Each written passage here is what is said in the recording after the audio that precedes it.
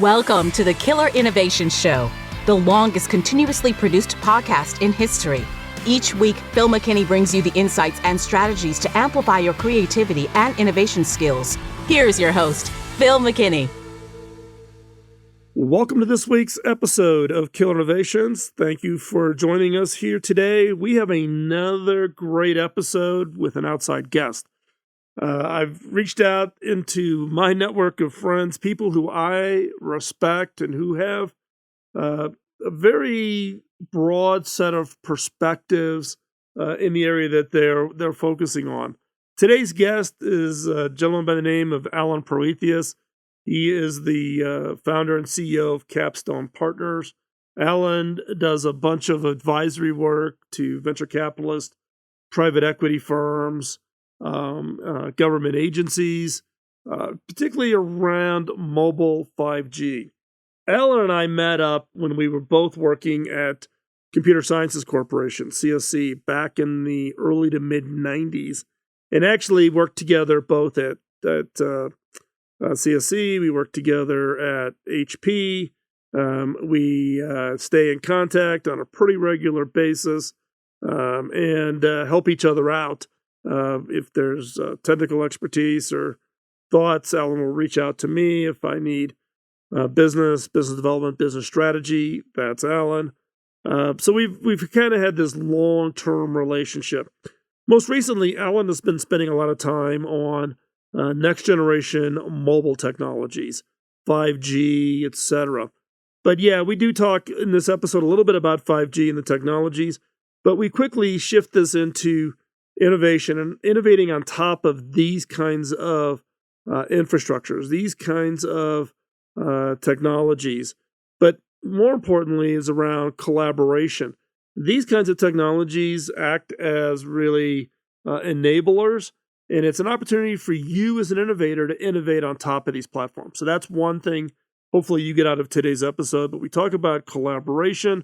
We also talk about skill sets. What's really the right set of skill sets for people that want to be in the innovation game of how do you bring these technologies together? Because Alan has done everything from being in large corporate.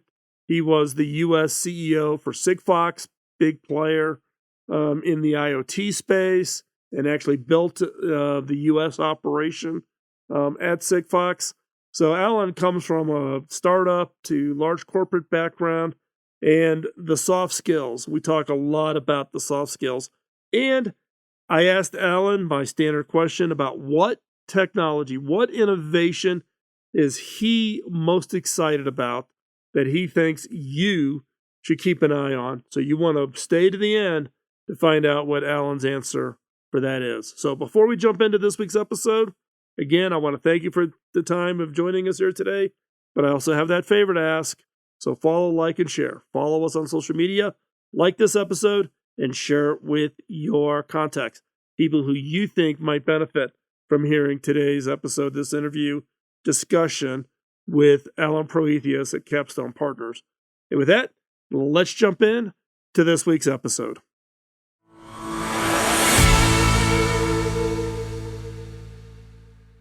Well, Alan, it's been a long time since you and I have had a chance to get together. We were planning to get together at CES, but CES was not going to happen this year with everything going on. But the last time you and I were talking, we talked a lot about the variety and range of companies that are reaching out to you. There's just a lot going on. And I was interested in having you come on the show because your perspective and what you're seeing kind of in the front range as investments and monies are coming into mobile innovations, I thought it would be an interesting conversation and something that the listeners would enjoy. So what have you been up to, and where do we start this conversation off at? Well, thanks, Phil, for having me on the show. It's always great to connect, and I'm glad we could break through plague and fire I'm just waiting for the locusts to descend upon the technology industry at this point, because that's about the only thing left of biblical nature affecting us. But in any case, no, it's a wonderful time to be in tech, and especially anything that touches the mobile space. I think we continue to see an unprecedented amount of investment and interest I think that the COVID situation has accelerated pretty much every trend we've been talking about for the last decade or two has really been put on steroids, as a result of all the crazy things of the last 2 years. And I come at it from a perspective as a person who's been in the mobile industry really, as I joke, since we had cans with strings connecting us, and as a person who is really involved in lots of advisory work with different types of companies with a connected technology thread, including a bunch of board and private equity work, and even getting into some solution delivery where there's been some gaps or people trying to take advantage of the latest in private network trends. So my perspective is unlike my old perspective when I was in the corporate world with you. My current perspective is a person who's really touching and seeing many different perspectives from around the U.S. and Europe. Well, and for the listeners, Alan and I have been together at different companies. From the mid '90s? Yeah, believe it or not, Phil, I still remember celebrating the launch of the first GSM mobile network in this country when my wife was pregnant, 8 months pregnant with our now 25-year-old daughter. So that's how long we go back. Yeah, the launch of OmniPoint, which was the first GSM operator in the U.S., which became T-Mobile. That was that was market one for the T-Mobile network in the U.S. that we built, and then Tavern on the Green, right in the middle of winter, if I remember. It was it was in the beginning of winter, and but it still was lovely, and I'm glad no one gave birth in Central Park. So Alan and I've been together. Alan also, we worked together at HP on the mobile platforms. Alan, you were part of the handset business, or part of the integration of the iPac line and Palm acquisitions and all the other attempts to try to get into the mobile space, right? And there's been a lot of plays in this area, and I know that you're spending, or had spent a lot of time. You were at Sigfox for a while, which was an early provider coming from Europe to look at kind of IoT specific kinds of network plays. And then most recently, you've been doing private 5G. So, I mean, the whole mobile space and the keeping broadband up and running anywhere and everywhere for not just voice traffic or, checking your Facebook page, but the application breadth on this thing now is just, exploding. Yeah, I mean, there's really no limit. And as the founding president of Sigfox North America was really trying to figure out how to connect those billions of things with a non-cellular technology, because cellular technology is spectacular. But if we think about why they were invented for people to talk to each other wirelessly, even though people don't really do a whole lot of that anymore. And then they were optimized for really a whole different, we talk about innovation, and to me, innovation goes far beyond technology to business model. And if you look at all the systems and all the technologies behind the cellular companies that we love and work with for our careers, they're really optimized for a different world. And that was the whole premise of Sigfox. And I think the premise is still very valid. And I think it's being realized, though, by other non-cellular technologies like LoRa that are, long distance, really inexpensive, really long battery life, but have a set of systems behind them where you can actually provision and monitor a customer with a system that's built to manage someone with an ARPU of a couple bucks a year versus hundreds of dollars a year, and that's a whole different thing. But yeah, lately, as part of my advisory work, I've been spending a lot of time on private 5G networks because of what's been going on with things like CBRS in this country, both with the general availability of CBRS and also some of the priority license associated with it. And we're really seeing, I think, a renaissance in different things, in private networks and the applications that those networks enable. Well, it's interesting. I was just having a conversation with some people at Vodafone Germany, and one of the projects that they've been touting is they've put in place a true private network for Porsche at the Porsche factory. And they literally are running, every machine in the factory is running over this private 5G network. And now they're talking about doing it like chemical factories and all of this. So you kind of typically think of cellular as, okay, it's good. There's this 4G view of, drop calls, etc. 5G, though, people kind of have a different expectation, or, there is this expectation that, hey, if I'm going to use it as a private network, and in some cases, in fact, I just had a call this morning with somebody on healthcare, critical monitoring of home health devices and, what network is the best thing to do it for.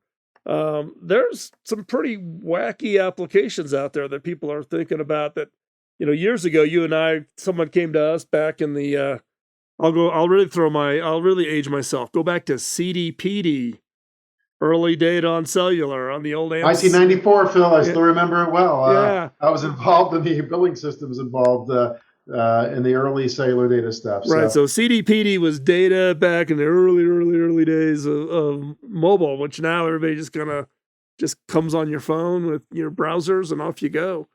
But if you thought about some of these applications back then, you'd be like, are you nuts? No way.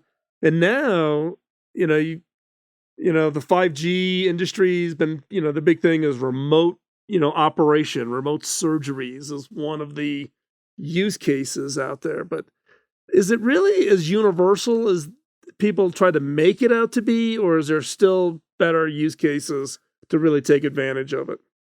So I think a couple of points about that. I mean, first of all, I think there's been so much consumer marketing around so-called 5G, which I think has really created a lot of misperceptions, because 5G, first of all, is such a spectrally efficient technology. When you can put thousands of more calls or connections in the same spectrum as you could with even 4G, it's basically a really good idea for the operators to get everybody on 5G as soon as possible. From a consumer standpoint, though, you may see your battery die faster, but in the short term, you're really not going to get a lot of benefit out of it, which is why we see private 5G networks going up, because there's a huge benefit potentially for enterprises embracing it. And I think of 5G like you would a private road. Think about the way public networks are defined. If it's public, it has to be suitable for everybody. That's from the high school kid who's on TikTok nonstop to the corporate entity who's trying to do video conferencing or some other things. And so it's not optimized for any one thing. It's really built to be usable by everyone, but not optimized for a specific thing. When you get to private networks, so the first thing I'll call out, which sounds really crazy, but you get to put it where you want it. And the thing about 5G and the spectrum that's used for it, whether it's mid-band or millimeter wave spectrum, is that, first of all, it doesn't even really go inside very well. In fact, there's been studies done, I think Verizon published one last year, that in Manhattan, you get a better signal in front of a brick wall than a window with 5G, because the E-coding they put on, the emissivity coatings they put on for energy efficiency, well, what are radio signals? They're energy. And so it actually, that's why you're seeing an explosion in people who provide indoor coverage for 5G, because you really need a dedicated infrastructure for that. But more important, so first of all, you get to put 5G exactly where you need connectivity, and you get to put it in an incredibly secure and optimized way. And now without totally geeking out, and I'm not on, thank goodness, on any standards committees, because I'd only be good for dinner conversation on those at 3GPP. But with the latest 3GPP releases, and to be able to do the things we've been talking about for years, like taking a virtual slice of the network and saying, we're optimizing this slice for that remote surgery you want. We're optimizing this slice for these production machines, for telemetry. We're optimizing this slice for controlling all the automated robots in the warehouse. Being able to dynamically allocate and reallocate based on policy, for instance, very well-defined policy, is really a concept that goes orders of magnitude beyond what we have with a public network. So we still need public networks. Public networks are awesome. They have their place even with 5G. But you bring in this entirely new dynamic when you can now tune virtual slices of a private network to do exactly what you want, when you want, where you want, on demand. Yeah, and I think it's an interesting. It almost becomes almost a tool for innovators to think about, right? Because now the application developers are thinking about, okay, if I've got that ability to slice a network to optimize it versus I just kind of have to fit into a big pipe, and but I can create now a pipe that's actually tailored to the application, big payloads, little payloads, quality of service, security end to end. If I've got to be HIPAA compliant in the US, if I'm carrying healthcare information, I can tailor that slice specifically to it. So as an innovator, and audience for this show are people who are trying to create that next great idea that's going to be transformative.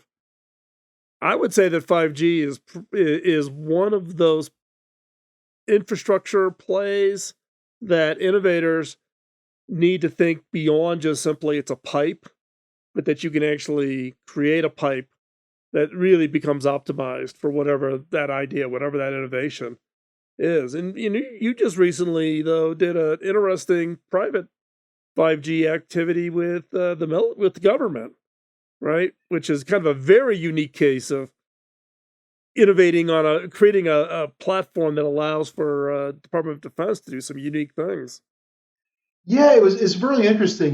We keep hearing about the battle to win the 5G battle, and if you think about the attributes of a 5G network, of put it where you want it, super secure, and optimize it for the applications, well, that really fits a lot of the needs of government, especially when you talk about the Pentagon and military applications. And so I was, my firm Capstone Partners was fortunate enough to become part of a team that won one of the very first 5G projects and actually delivered the first ever private 5G network for the Department of Defense. And it was for a Marine Corps warehouse in Albany, Georgia. Really nice people, about 3 hours south of Atlanta. And where about 25% of all Marine Corps stuff goes through at some point. And it's almost like Raiders of the Lost Ark in the warehouse scene at the end, where you stand outside this warehouse and you look to your left and you look to your right, and you cannot see the end of the warehouse. It's that big. And up until not a lot of years ago, because government tends to lag a bit, they were actually running this on paper. Okay, it sounds crazy, but they've really embraced and through consortiums like the National Spectrum Consortium have done a great job of trying to facilitate getting closer to industry to adopt some and really leapfrog ahead with these new technologies. And so as part of a winning team led by Convida Wireless, which is the leading spectrum access software provider, if you're familiar with what's going on with CBRS and the 150 megahertz of mid-band spectrum we have that's shared that anybody can use, as long as you play by the rules, just like Wi-Fi spectrum. And some other great partners like JMA Wireless, which is the leading US supplier of 5G RAN, Cisco, and some other great people. We were able to deliver very early the demo and then the delivery of the actual site before the holidays of this network. And so a couple of the demonstration applications on the testbed we put in was how do you run IoT? How do you increase awareness of your entire operation? From knowing if a door is open a couple million square feet away to even monitoring the CO2 levels as a proxy for air freshness or as someone letting a bunch of tractor trailers blow fumes in a place. But you can imagine all the sensitive products, whether it's managing the lifespans of MREs or other temperature and humidity sensitive products. And then the other interesting thing we did there that was really unique was an edge application with a capstone partner called Icon that has a holographic technology that does not need goggles. Goggles are great, but they only last for so long typically and because of the battery life and other things. And this is an accessory that goes on any smartphone that uses a smartphone to connect to the network. And we were using a combination of mid-band and millimeter wave. And it was an application running on an edge server. So you can now navigate around this 3 million square foot warehouse. And when you found the thing you're looking for, because it was like the other million square boxes, brown boxes in the place, you could actually scan it and using that 5G network instantly pull up a visual of the contents of that box to really drive the error rate down and increase efficiency. So this is just the first phase of the project, but nothing like this has ever been done. And and it's led to a lot of interesting conversations of what could happen as part of expanding this 5G infrastructure. So in this case, it was a private 5G. You weren't using the public 5G. This is a private 5G network for this warehouse? Completely private 5G network running in mid-band and millimeter wave. Yeah. Wow. And what's the, what was the learnings? I mean, obviously, this is also a great role for government to encourage innovation, right? Create these test beds to kind of put a gating factor and force people to work together to solve a problem. But obviously, at the other end of this is what's the lesson learned? What do you take away from that both maybe multiple phases on that project, but also bring out to the commercial world? I think there's a couple. I think, first of all, it's important to note this is an ORAN project. And so we talk a lot about ORAN and getting away from, proprietary stuff. And I think, first of all, the takeaway is ORAN works. It's working every day down there. So that's the good news. I think the other thing, though, is there's a lot of integration points because it's still early days. And I think having a team that's incredibly collaborative is essential to any success. Luckily, this team was one of the most collaborative I've ever seen. And if they weren't, this thing, frankly, wouldn't have been delivered. Because this was awarded at the same time of a number of other projects, and we got this done way, way ahead of time, actually. And then the final thing I would add, and this is part of my personal bias as a person who does a lot of innovation work, is that you need to have the end application in mind. I mean, you put in one of these networks and you stand around saying, hey, do you like the tingle? Does it feel good? The network has to have a purpose, right? And it needs to be sort of tightly connected to that purpose. And I think the other reason this was effective was there's a clear end results we were trying to achieve in terms of the applications we just deployed and some other ones that will be deployed in the coming year. Well, it's interesting you were talking about the specifically around the role of collaboration, right? I mean, you and I have had this conversation in our in other times we've talked, right? The pace of innovation, the cost to innovate is accelerating. It's more expensive to try to stitch all these pieces together. The complexity of innovation is also increasing. So the days of where people used to think they could even do it on their own, even large organizations, like you and I were at HP together, we were at Computer Sciences Corporation together, you even look at Microsoft or Google, no one entity anymore can do it all together. You have to you got to kind of get over yourself and realize that you've got to collaborate. You've got to find that ability and the right set of partners, which I think, you were emphasizing, which I think is absolutely critical. You can't collaborate with everybody because some people just are not as collaborative or culture's different or whatever the reason might be. Finding the right set of partners, but innovating without collaboration is doomed for failure, right? Yeah, you're done. It's sort of like in fourth grade, the kids you get that don't play well with others, you don't want on the project. Because, and that's one of the things I've commented on having, my wife and I having children that are young adults that are just in their first few years in their professional careers. One of the things I've always emphasized to them is that every year that goes by, while you need certain specific skill sets, it's actually the soft skills become more important. And I think the acceleration of that into earlier career, because I used to think it's more tied to as you sort of get more responsibility, especially when you get on the C level. It's amazing how important the soft skills are. And to your point, Phil, I would say that the importance of those soft skills consistently is pushed down earlier and earlier career because of the pace of innovation. And it's really the only way things get done is that ability to play well with others. Right. Yeah, we've all had the experience of trying to collaborate with people who just don't understand how to structure collaborations around complex innovation efforts, right? Mm-hmm. And how many partners did you have on this warehouse? You had, it was Federated, it was Capstone. Well, Federated, JMA Wireless, Cisco were key ones, but there were a whole variety of some smaller ones as well. And let's not forget about our Navy customer. It was sponsored by, because of course Marine Corps Warehouse was sponsored by, it's called NIWIC is the abbreviation, which frankly are just as important, in fact critical to this whole project, where they may not have had the deep technical expertise, but they understood the importance of working together. Right. And so I think if they weren't equally collaborative, this thing wouldn't have happened either. Right. So it really did take everybody just sort of putting aside the ego and let's just be focused on what we're trying to achieve. And we all know our own piece. And then you find the cracks and the gaps and the overlaps and you work through them. Right. Yeah. And that yeah, I don't think I wasn't quite anticipating us getting into a collaboration discussion, but it's one that keeps coming up. When I get these phone calls from CEOs trying to bring new innovations to the marketplace, and they haven't worked. They don't have the soft skills. They don't have the network of relationships. They haven't built that trust with players that are going to be critical for the success of any innovation effort, right?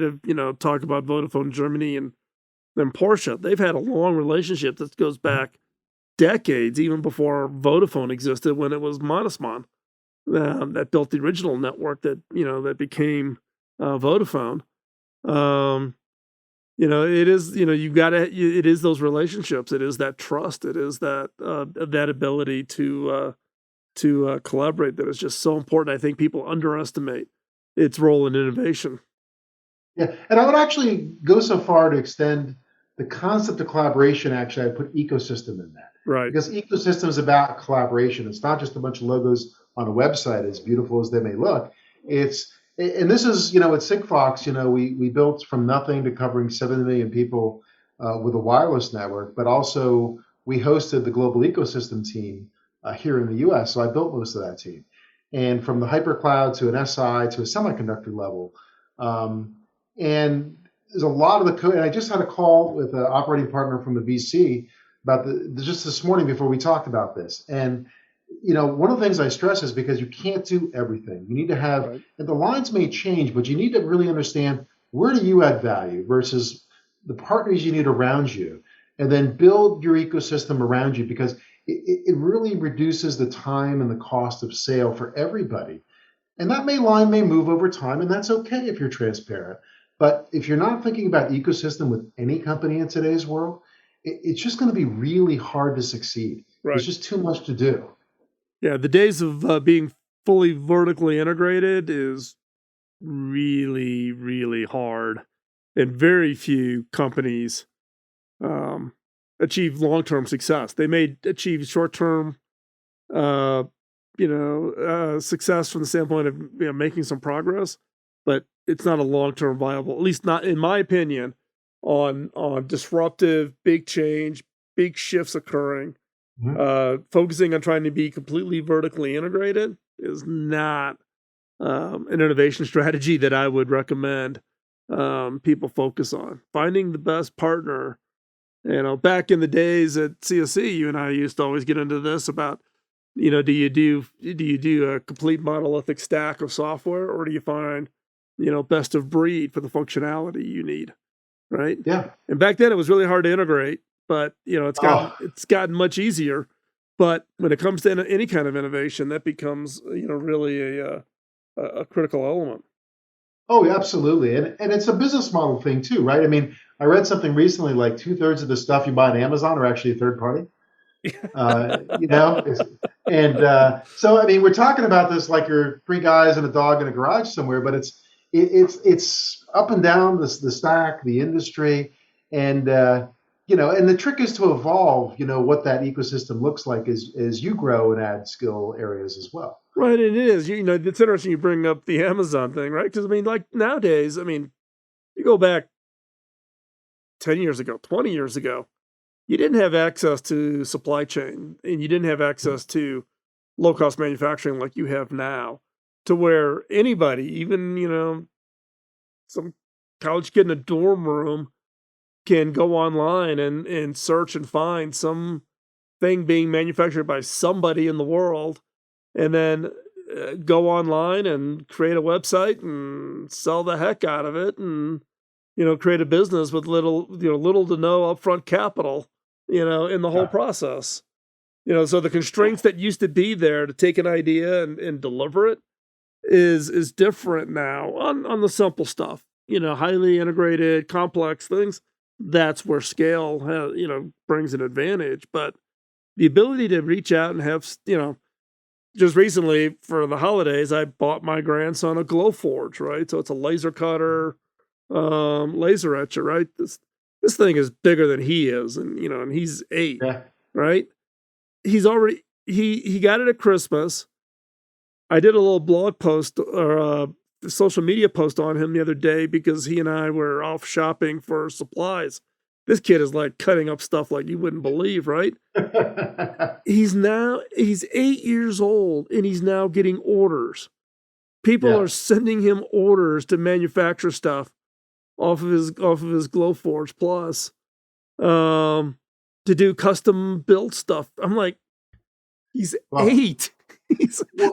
Phil, you know what that is, Phil? It's the old New Yorker cartoon. On the internet, no one knows you're a dog. Exactly. Well, on the internet, no one knows you're an 8-year-old with a laser cutter. The laser cutter, and he does, I mean, this kid is like in his element. I mean, I think we have created a monster with this kid. But it just goes to show that the cost of these things have reduced, but the ability to have that reach goes up. But as you go now the challenge isn't so much the manufacturing, it is really understanding the problem you're trying to solve. Like you said about the warehouse, the partner, the Marine Corps team that's actually depending on this application, the team understanding their problem and solving their problem. And what I have found, and I don't know if you experienced this with this project, or some of your other projects, right? It's a lot harder to truly understand the problem than most people think. People think they get the superficial, like, oh, I get it. No. The subtlety of the problem is a lot harder to really suss out than you think. Oh, it's painful. And I've implemented like lean startup methodology at different levels in more companies than I can count now for that reason. And the methodology to me is secondary than getting that depth of customer understanding. Because to your point, people will say, oh, yeah, I understand the customer. And then you ask them, well, when was the last time you actually were at their site? I mean, there was a company I dealt with a few years ago that was doing something in the ag business. And I started asking them questions. And after about half an hour, I found out there's no one in the company had ever been on a farm, actually. And they were trying to sell into that market. And I'm like, okay, I think we're done here. And, yep. You have to get your hands dirty. You have to get in the field. You got to feel the pain. You got to feel the pain of the problem. Or you're never going to understand it to the depth that you need to really, help them and succeed along the way. Yeah, it's interesting because people do a lot of hand waving. Well, I read this research study, or this, I did a survey, or I did a focus group, right? And actually, there's people that are on my team at Cable Labs that very well from our HP days together. And this person, Mickey and I always go butt heads because she's a big, she does a lot of the market studies and, discerning unmet needs, those types. That's kind of her background. But she's a big believer in focus groups. And I'm always the one that's kind of like, I hate focus groups. They're just not, I can't get my head wrapped around that you're going to get good insight. But she's proved me wrong a few times. And I've proved her, that I've been right a few times. But you're right. You got to get out there and you got to be willing to engage. If you're going to solve a problem with whatever it is, 5G networks or innovating, or, my grandson with his Glowforge now starting his own little business as an 8 and 9-year-old. Understanding the customer and understanding what their needs are and understanding, what the real problem is, not the superficial. Because in many cases, the customer is not very good at describing the problem. You actually have to help them discover the problem. Yeah, like we all know, remember when the iPhone came out, and we all were interested because it's Apple. You got to take it seriously at some level, but we all were sort of like, what do these guys know about phones? They got 5% market share on the laptop market, and none of the technologies they put in there that first phone were really anything new. But it was the way that they integrated them and created a customer experience that was the innovation. Right. Exactly. And they made it so easy to consume their product. Really, even what amazes me about today's world and technology is that any enterprise application is expected to look like the best consumer experience that the user's ever had. that and so the innovation is often not business model and just the whole touch point on the customer of how they engage with it. Yep. Well, it is. It creates an expectation that if you fall short of, you get pushed aside, right? It's a it's a tough bar to hit, right? Trying to recreate that experience. And one of the credits I always give to Apple, and you and I both know Andy Grignon. He was one of the original 6 engineers on the original iPhone project, and would get the 2 a.m. phone calls from Steve Jobs when the phone would hang or whatever. But Andy would always share this story, right? That they had the fundamental design work done for 2 years, and they sat and waited because they knew they needed another round of silicon, Moore's law, to improve the silicon. They wanted another generation of touchscreen to improve the response, and they were patient. Everybody else would have just hurried up, packaged up, and said, "Oh, it's good enough. Get it out there. That'll be the second generation." No, they had a bar that they wanted to hit in that first generation, and they were willing to sit on it for 2 years. And that patience is so rare in the technology world or the broader innovation world. Everybody's about get it out there. And Steve and that team said, no. We have a certain expectation of what we're going to deliver, and we're not ready. We've got everything worked out, but we need another cycle of another generation of improvement to deliver what we think is the minimally accepted experience. Yeah, patience and massive cash flow, Phil. So it's amazing how cash flow funds patience. But It does. But to that point, though, if it was a startup company that was under cash flow constraints and a certain burn rate and a fume date, they could not have waited, and they probably would have blown up along the way of doing that project. And that's why it's really sad that I think big companies have outsourced so much of their innovation, and then just try to acquire it later. A little bit of partnering, but acquire it. And I think it's sad because, to your point, this wouldn't have happened with a startup very easily. Well, and I've talked on a previous show not too long ago about innovation by acquisition is not an invalid strategy, right? Because you can't invent everything inside of an organization. But when you go and where 95% of your innovations by acquisition, and you're not funding any of your own innovation work, then what have you become, right? And if you look particularly in Silicon Valley, whether it be IBM and IBM Research or HP Labs or Xerox PARC or what you typically think, or even Bell Labs, you think of the old corporate research that became really the catalyst for a lot of the innovations, like laser printers, inkjet printing. A lot of people don't realize that a lot of the early work of LED lighting was done at HP Labs, right? Sure. You don't get credit for that. Consumer GPS was actually developed at HP, and that team left HP and started, shipping that product, more broadly. You don't have that catalyst anymore. You look at IBM Research, HP Labs, Xerox PARC, Bell Lab. They are a fraction of what they used to be. You look at government DARPA funding. It is way down from what it used to be, right?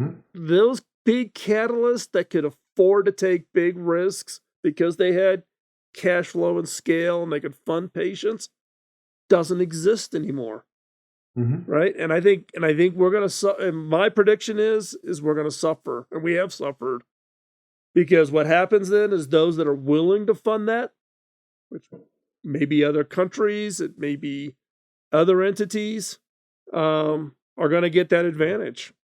Yeah, the one bright spot I would say is that we have a capitalistic system in the U.S. and to some extent Europe now too, and Canada, that we have an excess of cash looking for investments. Yep.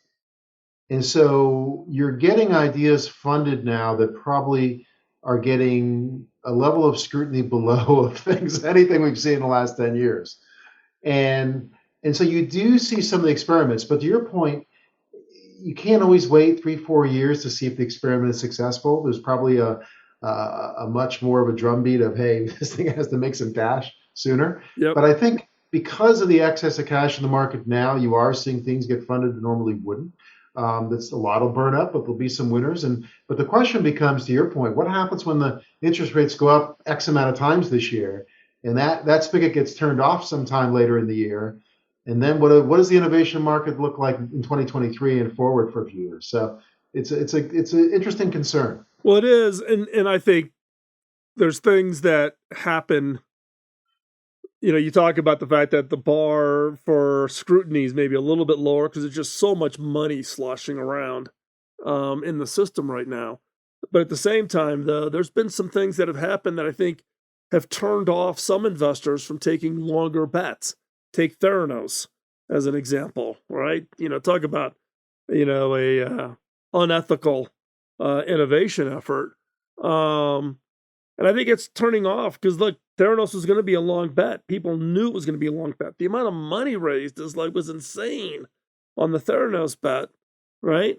And people are saying, something, we know this is going to be a long bet, but it could be transformative. But it was the whole thing behind it, the ethics of misleading investors and all of those kinds of things. Now people are now suspecting anything that takes the long term. I'm not going to dig in on it. I don't have the expertise to understand it. I don't, I want something that's going to give me the quicker return, right? And then some of the motivations. The motivation of a VC is different than private equity versus an angel investor versus corporate VCs. All of those things, right? And I think, I'm hoping some rationalization comes out of this, and that we get some form of a different level of staging, that long, deeper range investments come back where we can take longer bets. I just don't see, I see that that's one segment of innovation that I'm concerned about, that's drying up, that we're going to have a big impact on. Well, I'll leave you with what I think is the canary in the coal mine for that comment, Phil. Theranos is a big hot mess, and I think a warning to all of us. But let's just look at semiconductors. I mean, look at the component shortage we've had, and you have, and a good friend of mine in Silicon Valley he's a CFO and probably the most expert analyst in the semiconductor market, Jay Goldberg, will tell you that, and he's a great blog called Digits for Dollars, and he'll tell you there's maybe a half dozen firms that would even invest in semiconductors today. And here we are every day talking about component shortages, geopolitical risk with everything being manufactured in Asia. And there's a half dozen guys willing to invest in semiconductors because it's a bet of billions, tens of billions of dollars. You don't see the return for years. It's exactly what you're talking about. But, you're starting to see a change now with some of the latest announcements, but it's a great example of what you're talking about. Well, and I think, the other example of that is, look, the government, U.S. government, gave Intel $30 billion to invest in the Arizona, right? So I think also government's willing to maybe not fund like the old, the big things in DARPA, albeit DARPA is still great and it still does a lot of exciting work. I think the ability for public-private partnerships is where part of this gets addressed, right? Like your project in Georgia, right? Where here's a problem, government's got problems, finding the right partners to bring that solution and take a risk. There's no guarantee that, there wasn't a commercial off the shelf. Hey, we're going to bring the right partners and try to make this thing work and see how it plays out and then extend it in subsequent phases. I think that's where the future really holds out. Again, it loops back to our whole conversation on collaboration. And it's really about no one party is going to solve this. Intel couldn't raise enough money to build out the Arizona factory. Now they've got the Ohio facility that they're going to be, building out, et cetera, to reestablish really a stronghold in U.S.-based manufacturing, as an example. And they're also talking to do one in Europe, right? So, but it's public-private partnerships. It's not just Intel. It's these other partners coming together. As we wrap up, I've got one question I always ask as we wrap up the end is what innovation, technology, are you most excited about that is coming? Not here today, something that you think is going to come. What is it that you think the listeners of this show should keep an eye on? What's coming that you are most excited about? Boy, that is such a tough one. I'm going to grab something that's going to seem really outside the box that we've been talking about for decades. You know, it's interesting to see all the advancements with electric vehicles, and I'm doing some work, a little bit of work around that too. But frankly, we still need trainloads of coal to run electrical plants and other fossil fuels, to power all those things. And people seem to forget about it. So it does help a little bit with pollution, but it's really not the smartest answer long term. And I'm still waiting for hydrogen fuel technologies to catch up. Because your waste from that product, we have infinite supply of hydrogen, and the waste product's water. And you've seen a variety of experiments. It'll require a massive infrastructure, but I really think that's something in the long term. Because the other thing is, Phil, what's the weakness of everything we do for decades? It's the battery, and the physics of the battery only evolves at a certain rate, and we're all get beat up by relatives. And why doesn't my battery last longer? The hydrogen thing, I think, is really interesting, and I'm not an expert on it, but I like the concept. Yeah, it's an interesting topic. I don't know if you recall, we did a hydrogen fuel cell powered iPac mobile phone as an experiment at HP Labs, and it worked amazingly well. The problem is the water is the byproduct. Water and electronics, all in a single case, not a good mix of challenges, right? You're trying to replace the core battery on some of those things, but that's all been working on. That's got to be 15 years ago, that experiment. And I think you're right. I think, and actually, I have to give you credit. From all the guests I've had on the show, nobody has brought up the hydrogen fuel cell, because I think in some cases people have kind of written it off a little bit as on the practicality piece. But I think I'm with you. I think we've got to find something that is not supply constraint, is not toxic, is something that is effectively if limitless from a renewability standpoint, and get out of continuing down our paths on some of the power situation. So, well, I would remind our listeners that cellular phone technology was really designed in the mid-'40s among other people, by Hedy Lamarr, and the first commercial call in '79, and now we're only at 80% plus smartphone penetration in the U.S. So these things never come out fully baked, and it's a million small innovations over decades, and all of a sudden you got magic. Exactly. Alan, thank you for the time. Appreciate great insights, and I'm sure the listeners got a lot out of it. And again, thank you for your time. Thank you, Phil.